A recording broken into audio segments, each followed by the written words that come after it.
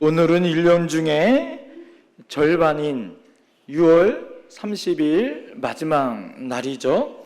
이제 다음 주일이면 후반기가 시작되는 7월 첫째 주일 맥주 감사절을 맞이합니다. 맥주절은 하나님께서 이스라엘 백성에게 출애굽기 23장 16절에 맥주절을 지키라, 이는 내가 수고하여 밭에 뿌린 것에 첫 열매를 거둠이라 라고 명령하셨어요. 그래서 맥주 이 감사절의 의미는 두 가지가 있어요. 그 첫 번째는 첫 번째 것의 소출을 하나님께 감사하여 드리는 것에 첫 번째 의미가 있고요. 두 번째 의미는 전반기, 하나님의 1년 가운데 전반기 가운데 하나님이 주셨던 그 은혜와 축복에 대한 감사하는 절기가 바로 맥주 감사절입니다. 여러분, 사람과 동물이 다른 점이 무엇일까요? 그것은 바로 사람에게는 더 큰 감사를 가지고 표현할 수 있다라는 거예요. 또 예수 믿는 사람과 믿지 않는 사람과의 차이가 무엇일까요? 그것은 바로 성도들은 하나님에 대한 그 감사와 은혜를 잊지 않고 그것을 표현할 수 있다라는 것 아니겠습니까? 오늘 본문에 예수님께서 예루살렘으로 가시는 길에 사마리아와 갈릴리 사이의 길을 가시다가 한 동네를 방문하시죠. 그때 나병 환자 10사람이 지나가시는 예수님을 향하여서 큰 소리로 예수 선생님이여 우리를 긍휼히 여기소서라고 외칩니다. 여러분, 이때 이상할이 많군 예수님이 그들에게 왜 부르느냐, 이렇게 예수님을 물어보지 않아요. 밑도 끝도 없이 예수님이 그들을 향하여서 어떤 질문이나 설명 없이 제사장에게 가서 너희 몸을 보이라 이렇게 말합니다. 왜 그럴까요? 여러분, 그 당시에 문둥병이 걸린 사람들은 우리는 어떨까요? 이 병의 완치를 누가 판정내요? 의사가 완치 판정을 내잖아요. 당시에는 불결한 이 죄나 불결한 것으로 인해서 이 죄 가운데 임한 이 병이다라고 생각되어졌기 때문에 자기 몸이 병이 나은 것을 깨끗해졌다는 것을 제사장에게 보여 그것이 완치 판정을 받아야 자신이 이제 마음껏 활보하고 다녔어요. 여러분, 이 나병 환자, 한센병, 문둥병이라고 말하고 있는 이 나병은 성 안에 절대 들어가면 돌에 맞아 죽습니다. 가족에게도 떠나가야 하고 홀로 외롭게 살아야 해요. 그 외로운 사람들끼리 나병 사람들 10명이 예수님에게 소리치는 거죠. 왜요? 가까이에 가서 만날 수 없기 때문에.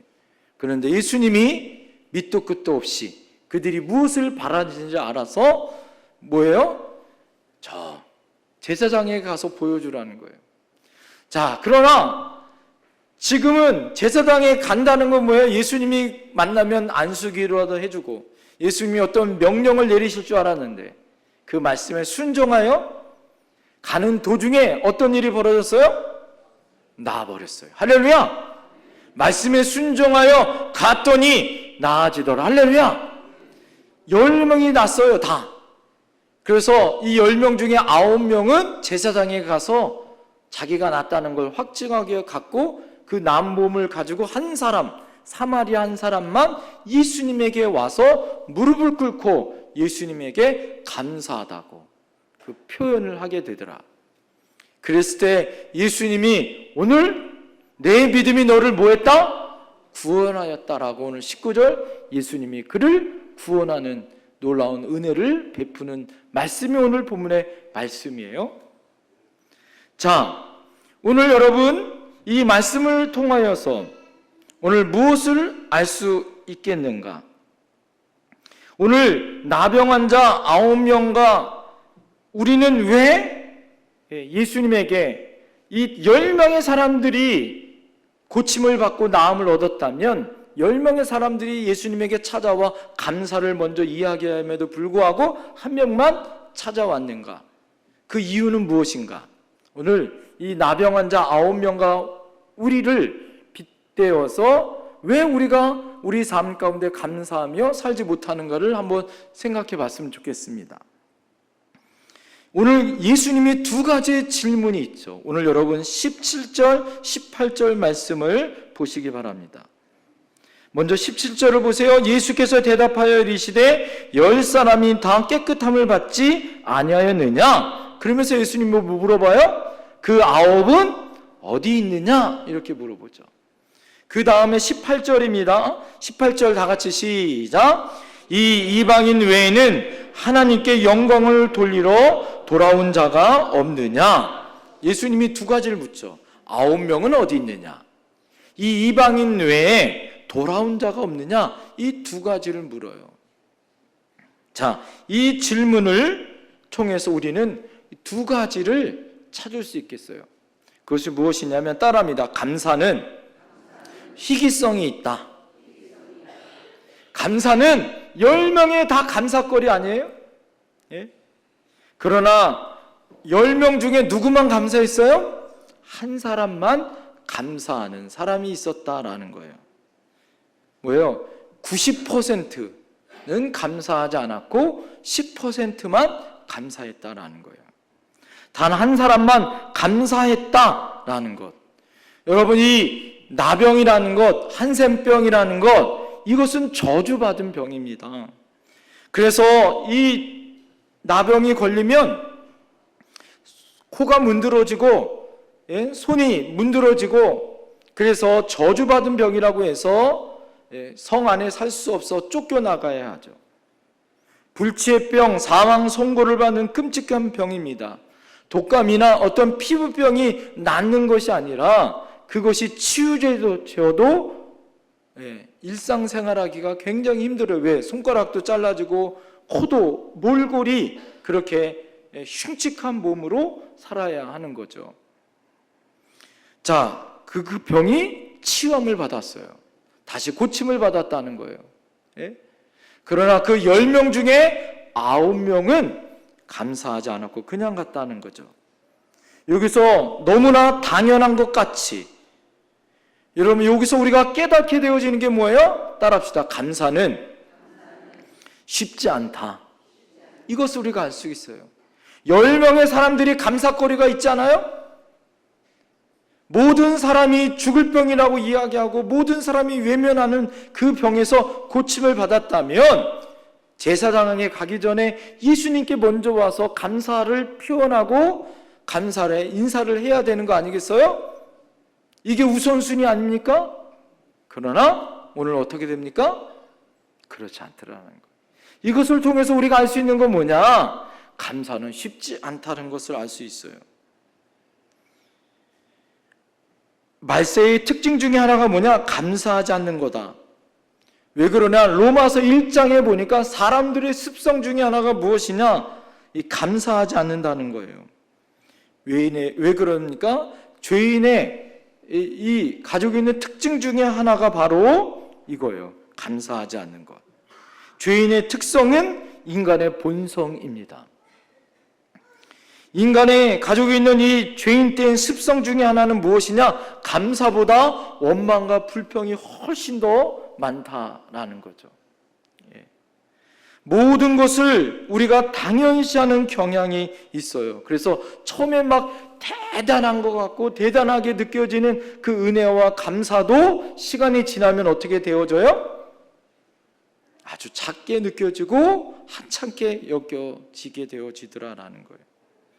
여러분, 우리는 이것을 통해서 무엇을 알 수 있냐면 인간의 본성 안에는 감사가 쉽지 않다라는 것을 알 수 있어요. 그러면서 우리에게 준 도전이 무엇입니까? 따라합시다. 감사는 의도적으로 애쓰고 노력해야 된다. 여러분, 하나님의 은혜 안에 왜 하나님은 감사절기를 만들어 놨나? 전반기에는 끝나면 맥주감사절로, 후반기에는 추수감사절로. 왜 교회는 감사헌금이 있고 왜 감사를 표현하라 그러고 말하라고 말하고 있을까? 이게 쉽지 않다는 거예요. 오늘 말하듯이 10명의 감사가 있지만 그 중에 1명만 감사가 있어요. 예. 그래서 의도적으로 애쓰고 노력하지 않으면 뭐예요? 감사할 수 없다라는 것이 우리의 습성이에요.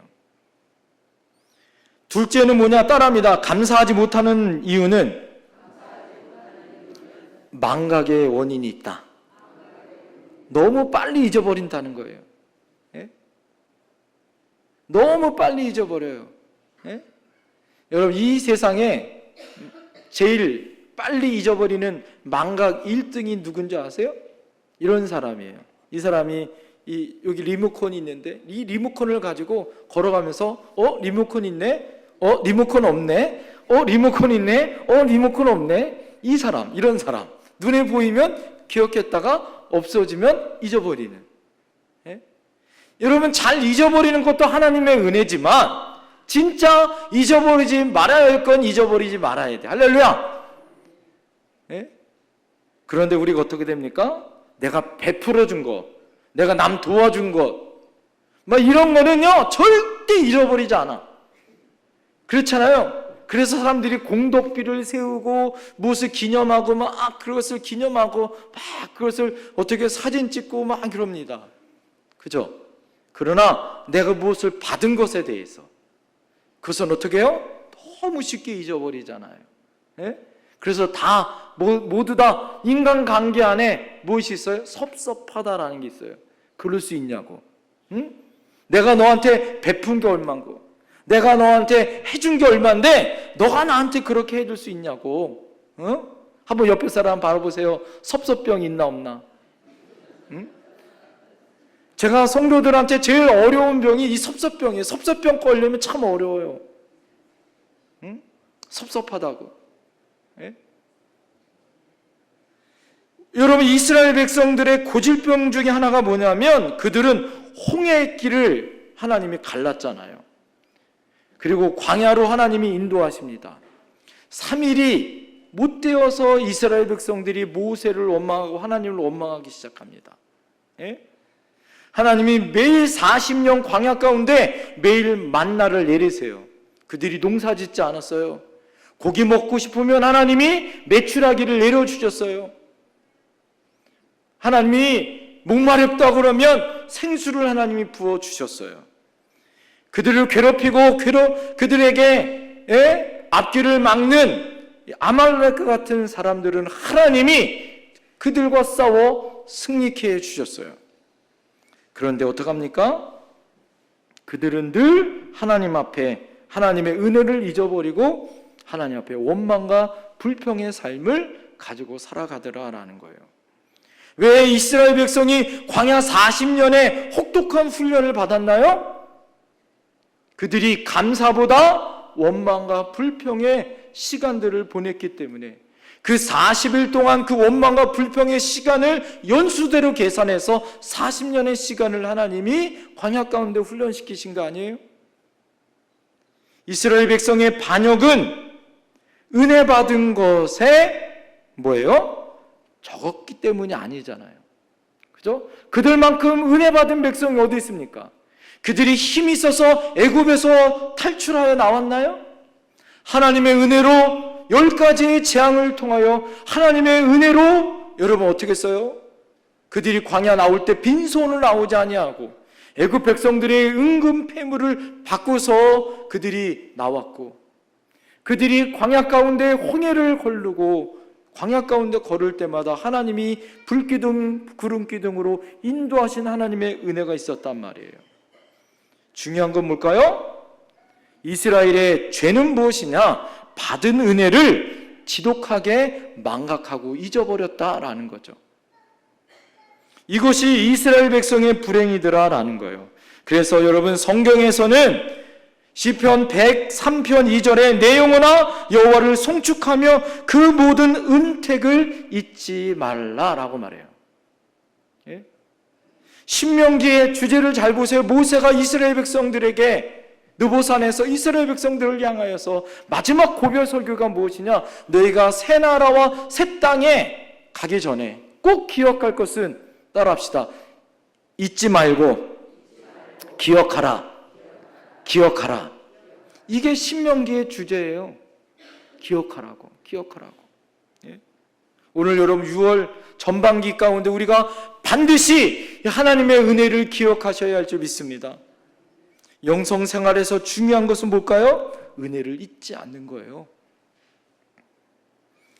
나에게 더 큰 은혜가 필요한 것이 아니라 이미 주신 은혜를 잊지 않는 것이 더 중요합니다. 그렇지 않으면 어떤 큰 은혜를 주어도 반응이 없어져요. 네? 주일마다 우리가 하는 일이 무엇일까요? 일주일 동안 돌아보며 하나님의 은혜를 기억하는 거죠. 지금까지 하나님의 은혜를 기억하는 거예요. 제가 말씀을 준비하며 하나님의 은혜 가운데 지난 반년을 생각해 봤어요. 그리고 저희 교회에 부임하여 왔었던 지난 시간들을 생각해 봤어요. 그 모든 것이 하나님의 은혜가 아니면은 말할 수가 없겠더라고요. 하나님의 은혜가 아니면. 예? 지금까지 주셨던 은혜에 대한 기억을 재생시키는 거예요. 하나님의 은혜를 다시 깨닫게 하는 거죠. 나를 구원하신 하나님의 은혜. 부족함에도 연약함에도 오늘 하나님전에 나와서 예배할 수 있도록 나를 부르신 그 하나님의 은혜. 여러분 이 은혜 가운데 나가야 할 줄 믿습니다. 그럴 때 어떤 은혜가 임할까요? 따라합니다. 하나님, 나는 이미 큰 은혜를 받았습니다. 그것으로 충분합니다. 이런 믿음의 삶이 되더라라는 거예요. 나는 이미 큰 은혜를 받았기에 나는 이것으로 충분하다. 이런 고백이 나올 수밖에 없다라는 거예요. 유대인의 탈무드에 이런 글이 있더라고요. 따라해 보시겠어요? 세상에서 가장 지혜로운 사람은 배우는 사람이고 세상에서 가장 행복한 사람은 감사하는 사람이다. 여러분 세상에서 제일 지혜로운 사람은 배우는 사람이에요. 그러나 세상에서 가장 행복한 사람은 지금 이 순간 감사하는 사람이더라 이거죠. 예? 한번 옆에 분에게 고백합시다. 참 감사합니다. 예. 여러분은 지금 제일 행복한 사람이다라는 거예요. 예? 왜요? 성경에는 뭐라고 얘기하냐면 범사에 감사라고 이야기해요. 늘 언제나 어느 때나 힘들 때든지 고난일 때든지 지쳤을 때든지 낭망이 있을 때든지 하나님 앞에 감사하라라는 거예요.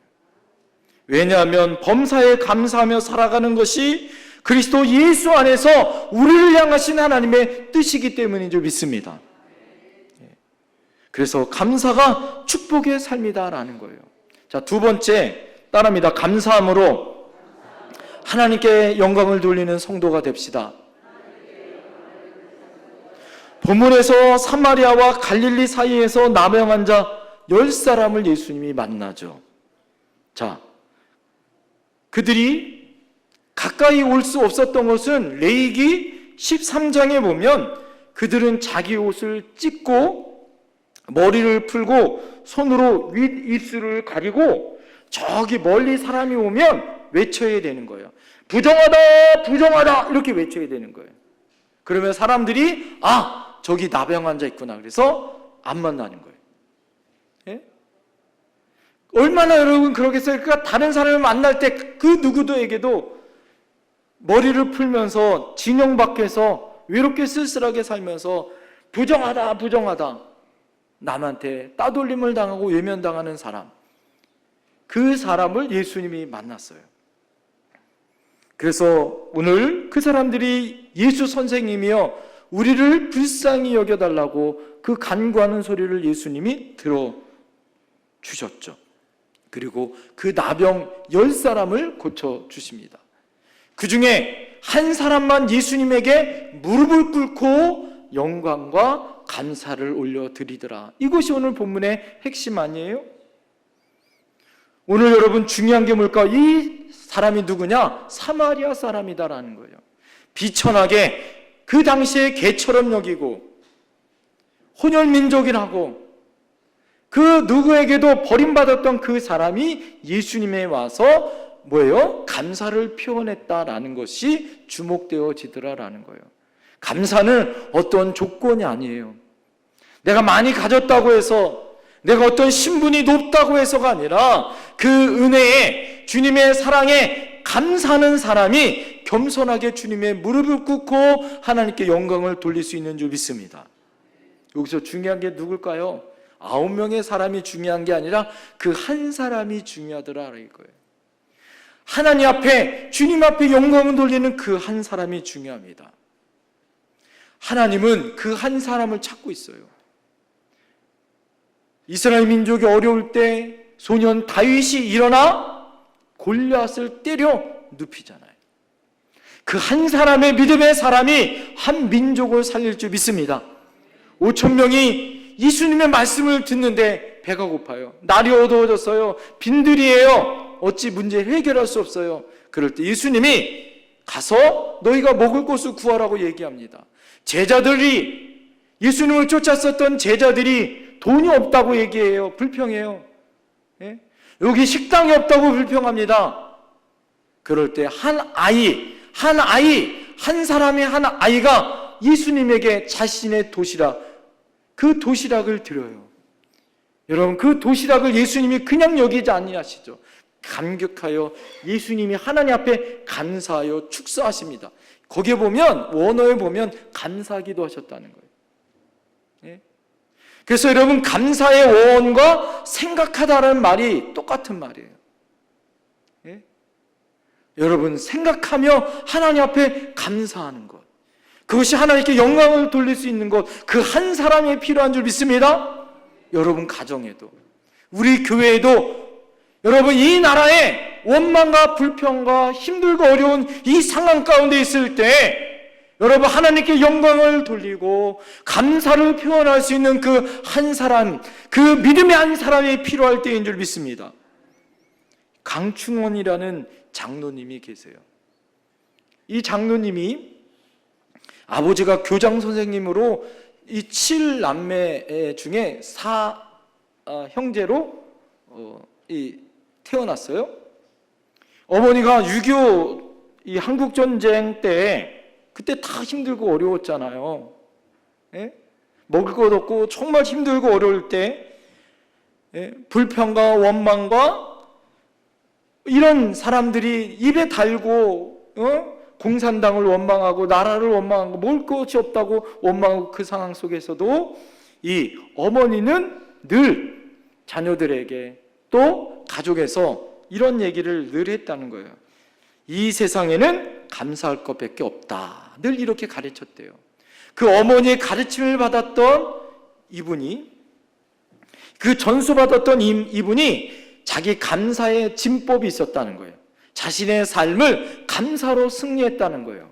그래서 이분이 중고등학교 학창 시절에 이분이 열심히 그 위기 가운데, 어려운 가운데 공부해서 미국으로 유학을 갔고 반도체 개통해서 박사학위를 받고 와서 회사의 주역이 되어주고 나중에 반도체의 그것을 만드는 이 회사를 창업해서 이분이 큰 부자가 되어주고 성공하는 기업인이 되어주고 교수님이 되어줬어요. 이분이 책을 썼어요. 7단계 감사 지법이라는 책을 이분이 썼어요. 그분이 그 책에서 이렇게 얘기하더라고요.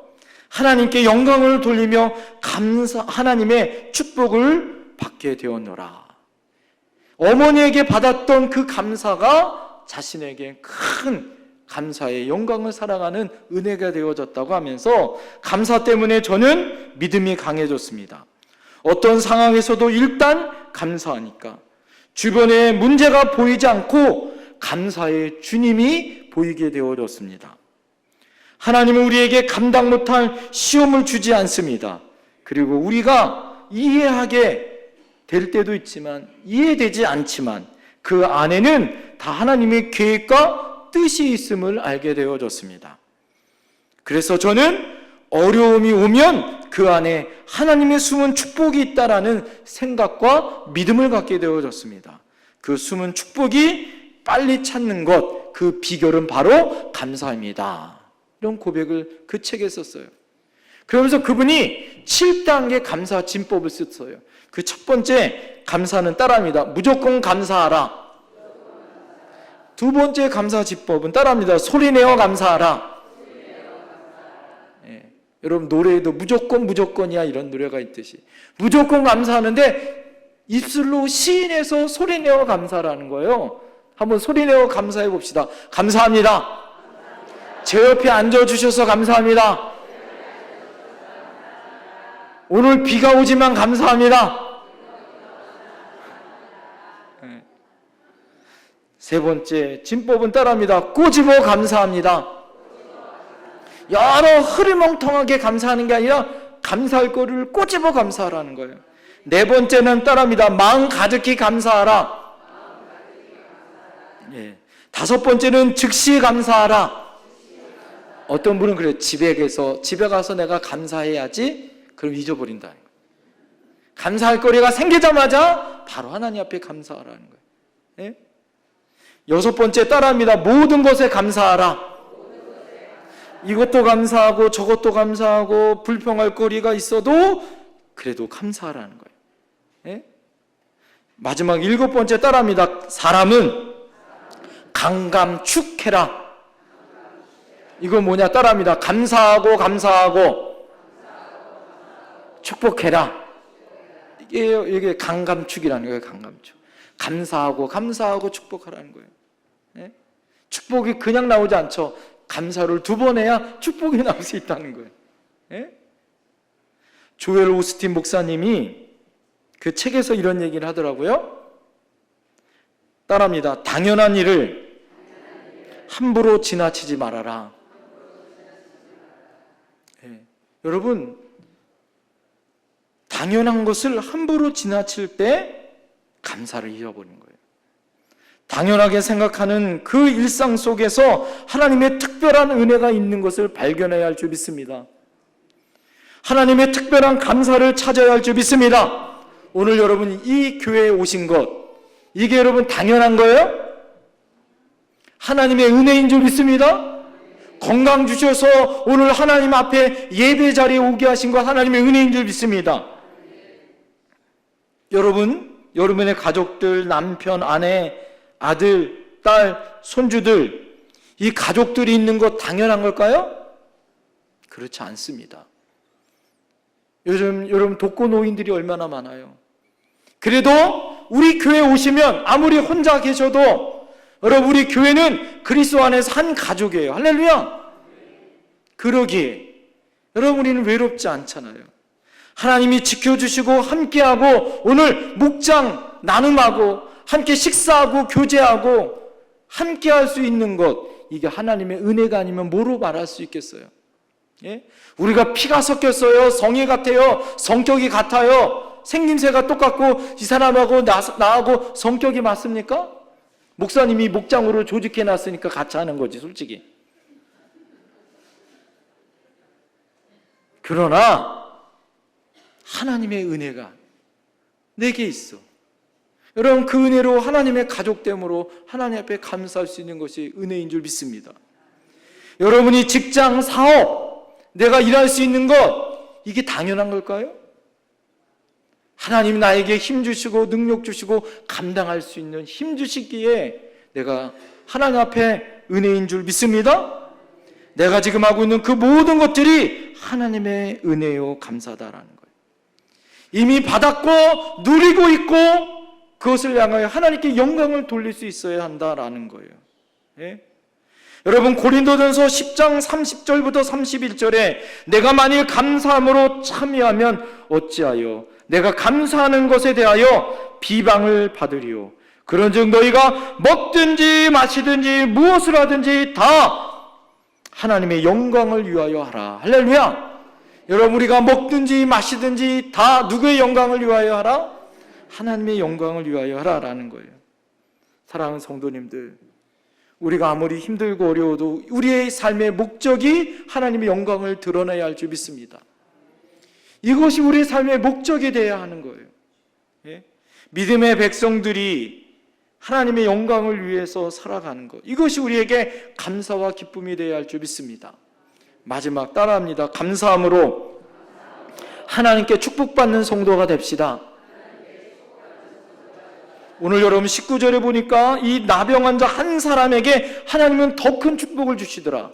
그 축복은 어떤 축복입니까? 19절 다 같이 읽어볼까요? 시작! 그에게 이르되 일어나 가라, 내 믿음이 너를 구원하였느니라 하시더라. 여러분, 이 사람은 이 9사람과 틀렸어요. 이 9사람은 육체의 질병만 났어요. 그 은혜만 입었어요. 이 9명의 사람은 영원히 구원 받았어요? 못 받았어요? 받았다는 이야기가 성경에 없어요. 그러나 이 마지막 이 한 사람은 육체적인 질병이 났어요. 할렐루야! 거기에다가 더 하나 영원한 생명을 얻는 구원을 받은 줄 믿습니다. 여러분, 몸이 난다고 이 9명의 사람이 다 치유된 게 아니잖아요. 이 나병 환자를 이 9명의 사람들이 지금까지 모든 사람들에게 따돌림을 받았던 영혼의 상처가 있고, 따돌림의 상처가 있고, 여러분 마음의 상처가 있지 않았을까요? 너는 하나님께 저주받은 인생이라고, 많은 사람이 손가락짐을 받아서 이 구원, 하나님의 영원한 전인적인 구원에 대한 은혜를 입어야만 완전히 치유되어지는 거예요. 여러분, 우리 교회에 새가족으로 오시면 복받을 일이 있어요. 제가 기분 좋은 일이 뭐냐면, 우리 교회 오면 뭐 사업이 잘 되고 뭐가 잘 되고 뭐가 잘 된다, 이런 얘기 들으면 여러분 담임 목사로 좋아요, 안 좋아요? 좋죠. 너무 좋죠.